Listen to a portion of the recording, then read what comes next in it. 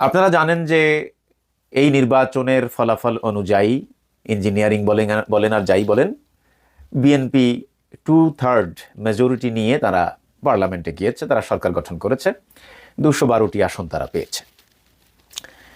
তো আপনারা জানেন যে যারা সংসদ সদস্য নির্বাচিত হয়েছেন, অন্যান্য নির্বাচনের ফলাফল অনুযায়ী আমরা দেখেছি যে সংসদ সদস্য যারা হয়েছেন তারা জাস্ট সংসদ সদস্য হিসাবে শপথ নিয়েছেন।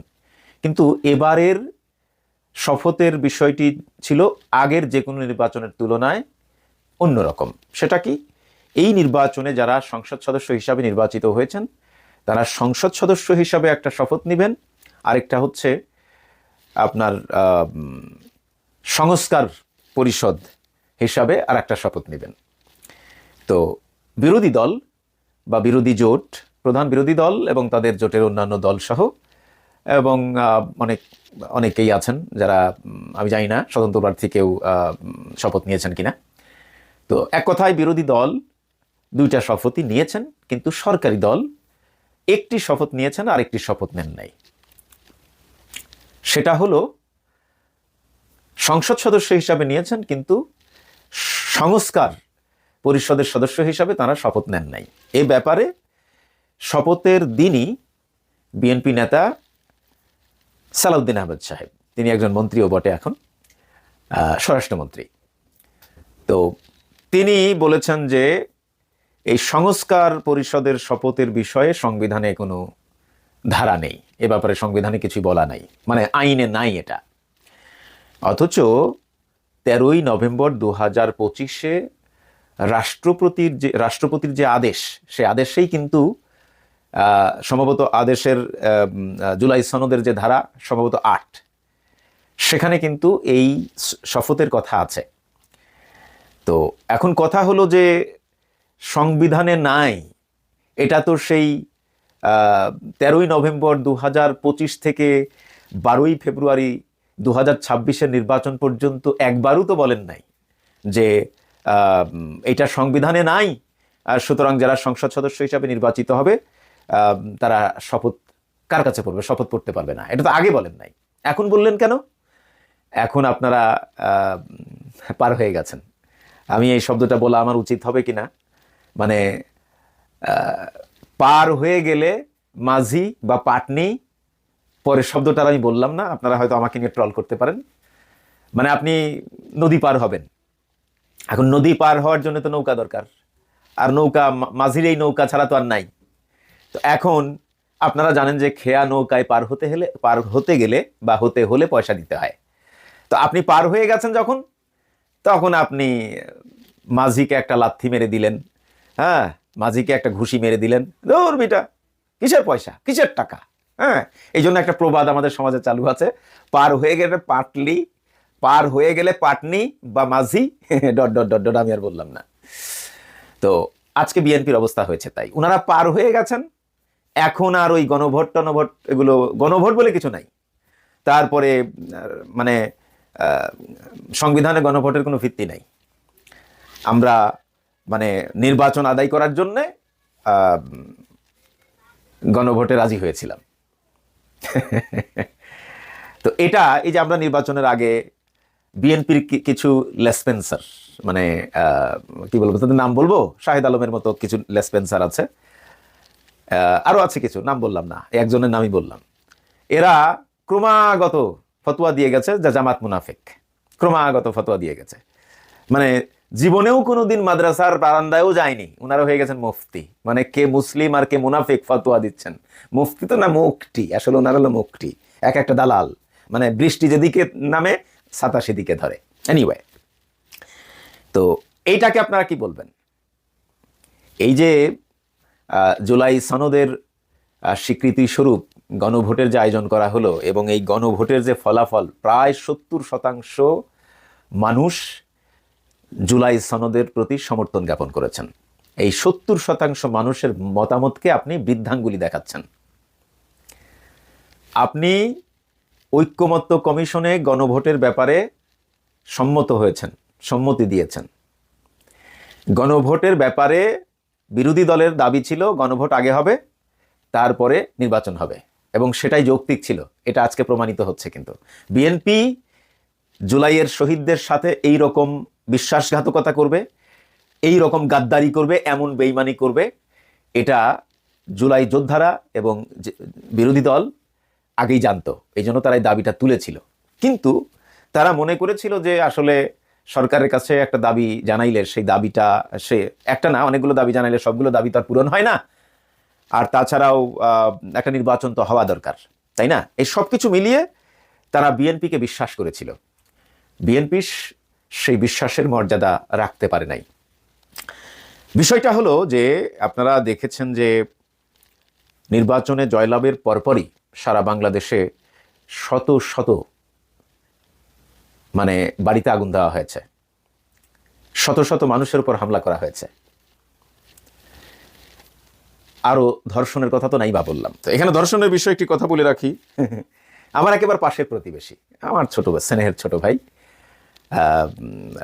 ওনাদের ফ্যামিলির সাথে আমার অনেক ভালো সম্পর্ক। তো ফ্যামিলির কিছু অংশ জামাতকে সাপোর্ট করে, কেউ কেউ জামাত সরাসরি করে, আর কেউ কেউ বিএনপিকে সাপোর্ট করে। নোয়াখালী 5 আসন, কোম্পানিগঞ্জ। তো এই ছোট ভাইটা বাংলাদেশে গিয়ে নোয়াখালী 5 আসনের বিএনপির প্রার্থী, নাম হচ্ছে ফখরুল ইসলাম। ফখরুল ইসলাম সাহেবের সাথে আমারও পরিচয় আছে। উনি যুক্তরাষ্ট্রে নিউ ইয়র্কে বহুবার এসেছেন, অনেক বাসায় ওনার সাথে দাওয়াতও খেয়েছি। সত্য কথা বলতে কি, উনি শিবির এবং জামাতের প্রোডাক্ট। উনি ছাত্র জীবনে শিবির করেছেন এবং ছাত্র জীবন শেষ করার পর সারা জীবন জামাত করেছেন। হ্যাঁ, বলতে পারেন যে জামাতের অন্যান্য দায়িত্বশীলদের মতো উনি অতটা গতানুগতিক ধারায় হয়তো জামাতের সাথে বা শিবিরের সাথে ছিলেন না, বাট শিবিরের প্রোডাক্ট, একেবারে জামাতের প্রোডাক্ট, তাতে কোনো সন্দেহ নাই। তো সামহাও জামাতের সাথে বা শিবিরের সাথে মতের কিছু অমিল একটা দীর্ঘদিন যাবৎ চলে আসতেছিল। তো সবশেষে বনিবুনা না হওয়ার কারণে উনি বিএনপি থেকে নমিনেশন নেন এবং নির্বাচিতও হয়েছেন। তো সেই ফখরুল ইসলামের নির্বাচন করেছেন আমার সেই ছোট ভাই। তো আপনারা জানেন যে আমি অনলাইনে যতদিন থেকে কথা বলছি, লেখালেখি করছি, আমি মাজলুমের পক্ষে সবসময় কথা বলেছি, জালেমের বিরুদ্ধে কথা বলেছি। একসময় বিএনপি মাজলুম ছিল, বলতে পারেন সারাটা জীবন বিএনপির পক্ষে কথা বলেছি, যখন আওয়ামী লীগের দ্বারা মাজলুম ছিল। বিএনপির যখন ক্ষমতায় আসার একটা সম্ভাবনা তৈরি হলো, মানে জুলাই অভ্যুত্থানের পর থেকেই, জুলাই বিপ্লবের পর থেকেই বিএনপি কিন্তু সারা বাংলাদেশে জালেম হিসেবে আবির্ভূত হয়েছে। তো এই বিএনপির মানে জুলুমের বিরুদ্ধে আমি কথা বলেছি। এই কথা বলতে গিয়েই বিএনপির চক্ষুশূল হয়েছি। বিএনপি আমার আগের সেই অবদান একেবারে বেমালুম ভুলে গেছে। মানে বিএনপির এই বেইমানি করা, এই মুনাফিকি করা, এই বিশ্বাসঘাতকতা করার অভ্যাস আগের থেকেই আছে। কিন্তু দুঃখজনক হলেও সত্য যে ওনারাই ফতোয়া দেয়, অন্যকে মুনাফিক বলে। কথা হলো যে আপনি গণভোটে সম্মতি দিলেন, আপনি গণভোট নির্বাচনের দিন আদায়ও করে নিলেন, আপনি জুলাই সনদে স্বাক্ষর করেছেন। এই যে আইন, রাষ্ট্রপতির আদেশ নামার যে ধারা 8, ওখানে স্বাক্ষর করে নাই বিএনপি? করেছে। তো স্বাক্ষর করার সময় তো বললেন না যে সংস্কার পরিষদের শপথের বিষয়ে সংবিধানে নাই, আমরা স্বাক্ষর করব না। অথবা গত একটা বছর চলে গেল, একটা বারের জন্য উচ্চারণ করলেন না। এখন যেই পার হয়ে গেছেন, আর এখন একেবারে মানে 180 ডিগ্রি উঠান নিয়েছেন। এখন কেউ বলতেছেন গণভোট বলতে কিছু নাই, কেউ বলতেছেন যে গণভোটের কোনো ভিত্তিই নাই। হ্যাঁ, এই নানান কথাবার্তা। তো যে কথাটা বলতে চাচ্ছিলাম, ওই যে একটা কথাই চলে আসলো, যে এই যে ধর্ষণের প্রসঙ্গ আসছে। আপনারা জানেন যে নোয়াখালীর হাতিয়াইনার সুবর্ণচরে, হাতিয়ায় সম্ভবত, একজন নারী অভিযোগ করেছে যে দাঁড়িপাল্লায় বা 11 দলীয় জোটের প্রার্থীর পক্ষে ভোট দেওয়ার কারণে বিএনপির নেতাকর্মীরা তাকে ধর্ষণ করেছে। এইটা নিয়ে আমি পোস্ট করেছি। তো অতীত থেকেই আওয়ামী লীগ আমাকে গুজববাজ বলতো, এই একই সুর বিএনপিরও, অথচ বিএনপির পক্ষেই একযুগ কথা বলেছি। সেই বিএনপি এখন আমার সাথে গাদ্দারি করতেছে, মানে আমার সব অবদান ভুলে গেছে। ওই যে বললাম, পার হয়ে গেছে। এখন আর যারা বিএনপির পক্ষে কথা বলছে, কেউ দেখেন ইলিয়াস বলেন, পিনাকি বলেন, কেউ আর এখন ভালো না, সবাই খারাপ হয়ে গেছে। অথচ এই লোকগুলো বিএনপির জন্য মানে এক ধরনের জীবনবাজি রেখে কথাবার্তা বলেছে। ইমরান মাসুম একজন, সবাই জীবনবাজি রেখে কথা বলেছে, সবার অবদানকে তারা অস্বীকার করছে। এটাই বিএনপি। এনিওয়ে, তো এখন একজন বোন অভিযোগ করেছে, এক ডাক্তার নাকি, মানে গাইনি বিশেষজ্ঞ ডাক্তার, পরীক্ষা টরীক্ষা করে প্রমাণ পায়নি যে তিনি আসলে ধর্ষিতা হয়েছেন। এখন কথা হলো যে বাংলাদেশে তো ডাক্তারও কিনা যায়। আমি বলছি না যে ওই ডাক্তার খারাপ, আমি বলছি ডাক্তার ভালো। কিন্তু ডাক্তার যে কিনা যায়, টাকা হলে ডাক্তার কিনা যায়, রিপোর্ট পরিবর্তন করা যায়, এটা তো বাংলাদেশে অহরহ হয়েছে, অতীতে হয়নি, এখনো সম্ভব। তো এখন এই ব্যাপারে আমি একটা পোস্ট করেছি, উনি আমাকে বেশ আক্রমণ করে মন্তব্য করেছেন। কয়েকদিন ধরে আমি দেখছি যে উনি আমাকে আক্রমণ করে মন্তব্য করেছেন। ছোট ভাই মানুষ, দেখলাম যে তার ভুল একদিন ভাঙবে, এখন ভুল ভাঙছে। ত্যাগীদের আর মূল্যায়ন করা হচ্ছে না। যারা জীবন বাজি রেখে নির্বাচন করে দিয়েছে, এমপি নির্বাচন করে দিয়েছে, এমপিকে জিতিয়ে দিয়েছে, এখন ওই এমপি আর এদের খোঁজখবর নিচ্ছে না। এটাই বিএনপি। তাই দুঃখ করে একটা পোস্ট করেছে। আমিও মন্তব্য করেছি যে আপনি এর আগে আমাকে আক্রমণ করে অনেক মন্তব্য করেছেন, আমি জানতাম যে একদিন আপনার ভুল ভাঙবে। এখন ভুল ভেঙেছে, তো অনেক পরিশ্রম করেছে, কিন্তু বাংলাদেশে গিয়ে ধানের শীষের পক্ষে সারাদিন রাত দিন 24 ঘন্টা পরিশ্রম করেছে ফখরুল সাহেবকে জিতানোর জন্য। এখন দেখেন, এনিওয়ে, তো ওইটা নাই ধর্ষণ না হলো, কিন্তু ওই মহিলা এবং তার স্বামীর উপর যে বিএনপির নেতাকর্মীরা আক্রমণ করেছে, হামলা করেছে, মারাধরা করেছে, এটা তো সত্য। ধর্ষণ না করলো, মারাধরা তো করছে। তো একটা বিষয় একটু ভুল হলেই, পান থেকে চুন খসলেই আপনারা আক্রমণ করে বসেন। কিন্তু সারা বাংলাদেশে যে জুলুমতন্ত্র কায়েম করেছেন, একদিনে নির্বাচনের পরের দিন সারা বাংলাদেশে যে জুলুমতন্ত্র কায়েম করেছেন, এটা কি গণতন্ত্রের সাথে যায়? গণতন্ত্রে জনগণ যাকে মন চাইবে তাকে ভোট দিবে, কিন্তু আপনার প্রতিপক্ষ দলকে ভোট দিয়েছে বলে আপনি তার বাড়িঘরে ভাঙচুর করবেন, বাড়িঘরে আগুন দিবেন, নারীদেরকে ধর্ষণ করবেন, গালাগালি করবেন, হ্যাঁ, এটা কি গণতন্ত্র? ইভেন বিএনপির অনেক নেতাকর্মী যারা বিএনপির বিদ্রোহী প্রার্থীর পক্ষে প্রচারণা চালিয়েছে, ভোট দিয়েছে, তাদেরকেও আপনারা আক্রমণ করেছেন। তো শেষ যে কথাটা বলে করতে চাই সেটা হলো, বিষয়টা হলো যে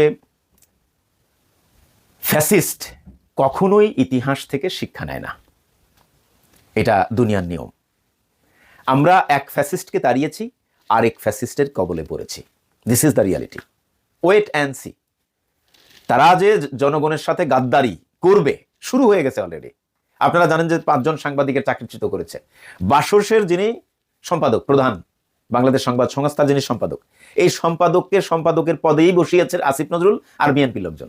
সে বিএনপি ঘরানার সাংবাদিক, বিএনপি ঘরানার লেখক, বিএনপির পক্ষে অনেক প্রচারণা, অনেক লেখালেখি করেছে, জামাতের বিরুদ্ধে অনেক বিষোদ্গার করেছে ফেসবুকে, যে কারণেই কিন্তু তাকে বাসসের সম্পাদকের পদে বসানো হয়েছিল। কথা হলো যে এখন তার পছন্দ হচ্ছে না, মানুষকে চাকরি থেকে বরখাস্ত করারও তো একটা সিস্টেম থাকে। মববাজি করে তাকে ঢুকতে দেওয়া হয় নাই বাসসে। আর আপনারা জানেন যে এখন টেলিভিশন থেকে 4 জন সাংবাদিককে চাকরিচ্যুত করা হয়েছে। আপনারা জানেন যে জামাতের এক নেতার মানে ওই যে খামার, জামাত নেতাকে জিম্মি করে তার ছাগলের খামার থেকে 40টি ছাগল চুরি করেছে বিএনপি নেতাকর্মীরা। এবার বলেন আপনি। তো এখন বিএনপি সব ভুলে গেছে, বিএনপির শিক্ষা হয় নাই। আমি আপনাকে বলি, 2006 সালে যখন দেশনেত্রী বেগম খালেদা জিয়ার সরকারের মেয়াদ শেষ হলো, একটা বিষয় এক জায়গায় শেখ হাসিনাকে ধন্যবাদ দিতে হয়, সেটা হলো 1996 সালে যখন শেখ হাসিনা সরকারের মেয়াদ শেষ হয়ে গেল, তখন একেবারে নিয়মতান্ত্রিক পন্থায় তত্ত্বাবধায়ক সরকারের হাতে ক্ষমতা হস্তান্তর করে তিনি পদত্যাগ করেছিলেন। এই কাজটা বেগম খালেদা জিয়া করতে ব্যর্থ হয়েছিলেন 2006 সালে। উনিও যদি শেখ হাসিনার মতো নিয়মতান্ত্রিক পন্থায় 2006 সালে তত্ত্বাবধায়ক সরকারের হাতে ক্ষমতা হস্তান্তর করে পদত্যাগ করতেন, হয়তো উনি বিরোধী দলে থাকতেন, শেখ হাসিনা হয়তো জয়লাভ করত, সরকার গঠন করত। কিন্তু এই যে 17টি বছর তার দলের নেতাকর্মীরা, তিনি নিজেও, তার ছেলে এবং দেশের সাধারণ জনগণকে জিম্মি করে শেখ হাসিনা ফ্যাসিস্ট হয়ে উঠলেন, এর মূল সূত্রপাত তো বেগম জিয়ার সেই ভুল সিদ্ধান্ত। আপনারা হয়তো মনোকষ্ট পেতে পারেন যে আমাদের নেত্রীকে নিয়ে আপনি কথা বলছেন। ভাই, ইতিহাস যেটা সত্য সেটা তো আমাকে বলতেই হবে। উনি 1996 সালের মতো, শেখ হাসিনার মতো যদি নিয়মতান্ত্রিক পন্থায় 2006 সালে তত্ত্বাবধায়ক সরকারের হাতে ক্ষমতা হস্তান্তর করে পদত্যাগ করতেন, তাহলে শেখ হাসিনা ফ্যাসিস্ট হতেন না। শেখ হাসিনা হয়তো নির্বাচনে জিতে ক্ষমতায় আসতেন, কিন্তু ঠিকই 2011 সালে নিয়মতান্ত্রিক পন্থায় তত্ত্বাবধায়ক সরকারের হাতে ক্ষমতা হস্তান্তর করে তিনিও পদত্যাগ করতেন। বাংলাদেশে একটা স্থিতিশীল রাজনীতি, স্থিতিশীল গণতন্ত্রের পরিবেশ তৈরি হতো। কিন্তু এই পরিবেশটা নষ্ট করেছে শেখ হাসিনা। ফ্যাসিজম প্রতিষ্ঠা করেছে শেখ হাসিনা। শেখ হাসিনা নিজেও ফ্যাসিস্ট হয়েছে, কিন্তু হওয়ার সূত্রপাতটা করেছেন বেগম জিয়া। একই আচরণ বিএনপি এখন করছে। বিএনপি মনে করছে যে আমরা পার হয়ে গেছে, আমাদের আর ঠেকায় কে। কিন্তু বিএনপি কি শেখ হাসিনার থেকেও শক্তিশালী অবস্থানে আছে এখন? এত বড় শক্তিশালী ফ্যাসিস্ট শেখ হাসিনা, তাকেও কিন্তু বিদায় নিতে হয়েছে। সে একা বিদায় নেই, দল বল সহ সবাই পালিয়ে গেছে, দেশেই থাকতে পারে নাই। আপনাদের তো এমন শক্তিমত্তা তৈরি হয়নি এখনো। নিজের দলের নেত্রীর ভুল সিদ্ধান্ত থেকেও শিক্ষা নিলেন না। ফ্যাসিস্ট শেখ হাসিনা যাকে তাড়াতে আপনারাও ভূমিকা রেখেছেন, সেই আপনারাও ফ্যাসিস্ট শেখ হাসিনা থেকে শিক্ষা নিলেন না। আপনারা নিজেরাও এখন ফ্যাসিস্ট হওয়ার চেষ্টা করতেছেন। ভুলে যাবেন না, বাংলাদেশটা কিন্তু 2006 সালে এখন নাই, বাংলাদেশটা 2001 সালে নাই, বাংলাদেশটা 1991 সালে নাই, 1996 সালে নাই, বাংলাদেশটা এখন 2026 সালে। অনেকগুলো জেনারেশনের পরিবর্তন হয়েছে, এখন একটা জেনারেশন এসছে। এই জেনারেশন অন্যায়ের কাছে মাথা নত করে না। সুতরাং এমন কাজ করবেন না যাতে করে 2-3 বছরও, মানে 2-1 বছরের মাথায় আপনাদেরকে পদত্যাগ করতে হয়, এমন কাজ করিয়েন না। এই রকম সতর্ক শেখ হাসিনাকেও আমরা করেছিলাম, শেখ হাসিনা শুনে নাই। আমি বিশ্বাস করি আপনারাও আমার কথা শুনবেন না। আমার মতো যারা কথা বলছে, আপনাদেরকে সতর্ক করছে, আপনারা আমাদেরকে কেয়ার করবেন না, এটা আমরা জানি। কিন্তু তারপরেও আমাদের দায়িত্ব সতর্ক করা, এই জন্য সতর্ক করলাম। শেখ হাসিনার থেকে শিক্ষা নেন। একটা আইন লঙ্ঘন করেছেন, সরকার গঠনের আগে লঙ্ঘন করে ফেলেছেন, ফাইন, কিন্তু আবার শপথ নেন। জুলাইয়ের শহীদদের রক্তের সাথে বেইমানি করবেন না প্লিজ। এই মানুষগুলো জীবন না দিলে, এই জুলাই বিপ্লব না হলে তারেক রহমান লন্ডন থেকে বাংলাদেশে আসতে পারতেন না, প্রধানমন্ত্রীও হতে পারতেন না, নির্বাচনও করতে পারতেন না, বেগম জিয়াও লন্ডনে যেতে পারতেন না, জেল থেকে ছাড়া পেতেন না। এবং তারেক রহমানও, তিনি তো দণ্ডিত আসামি ছিলেন, দণ্ডপ্রাপ্ত আসামি ছিলেন, এই মামলাগুলো থেকে খালাস পেতেন না। সারা জীবন তার মা যেমন ধুকে ধুকে মৃত্যুর মুখে চলে গেছে, তারেক রহমানকেও বিদেশের মাটিতেই এই অনলাইনে কিছু ভিডিও বার্তা দেওয়ার মাধ্যমে লাইফটা শেষ করতে হতো। অথচ যাদের কারণে আজকে আপনি প্রধানমন্ত্রী হলেন, যাদের কারণে নির্বাচন করার সুযোগ পেলেন, যাদের কারণে আজকে রাষ্ট্র পরিচালনার সুযোগ পেলেন, সেই শহীদদের রক্তের সাথে আপনারা বেইমানি শুরু করেছেন। এই বেইমানির ফলাফল খুবই শীঘ্রই পাবেন আপনারা। এই বিশ্বাসঘাতকতার ফলাফল খুবই শীঘ্রই আপনারা পাবেন। এই গাদ্দারির পুরস্কার আপনারা খুব শীঘ্রই পাবেন। Wait and C.